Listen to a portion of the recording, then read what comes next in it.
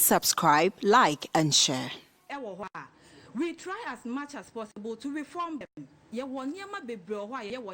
Just to reform this image. But Daniel Ofori will claim me sena or once a one prison. Wamaye who say or one reform it.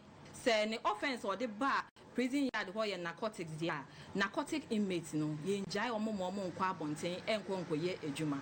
Or can I say donation say ya the enyama bre or more yada. Ayana officers nefa enyama no me pamocho etiefo enya no kresa said Daniel Ofori I am passing or in one medium security prisoner. Look at the number of inmates we have there, over 3,500. Donation ayana ebano enya ade ayekase ye chama omo nyina ategola ebeso omo enti ayana ye de niama ni bi esi ho sebe ya on special days no ye betimi e de ama omo because most of the items no ayana ebi wo ye rice anyway ya ye ntimi mfa ama omo enwa ye nesese ye no ama omo mobile phone nso no enye no krese officers na de bayard inmates ni bi wo ho a omo kwa abonten a omo ba insider. We try to search them. Yes, search your muhuna. Ehwe say one far any contraband items biano and raya ho. But as to how our mobile phones need drew on it there, it's a big challenge to the service.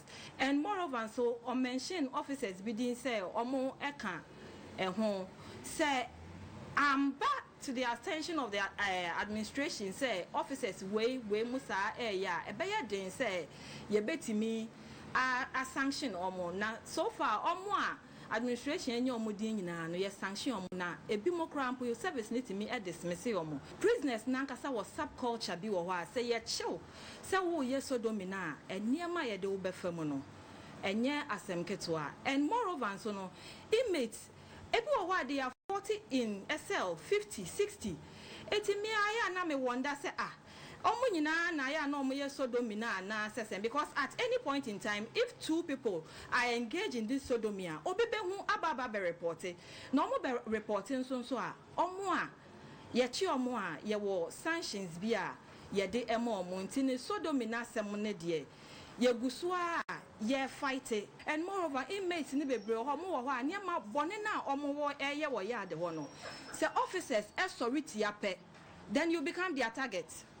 Enye obompa ye se opie pe obebo wudin ade papa oye nyina no obese wo poto aka se ni na oye ya enye no kre enti no Daniel Ofori nsem na waka ne de yate na de oka ye ne de enso ye beka ne se ensem ne bebre enye no kre sa yegusuwa eye nhwehwemu obobo officers bidin empanyimfo ehia yegusuwa eye nhwehwemu nti ne de besi bia no nso no ye bema public no nso no maswati ye damase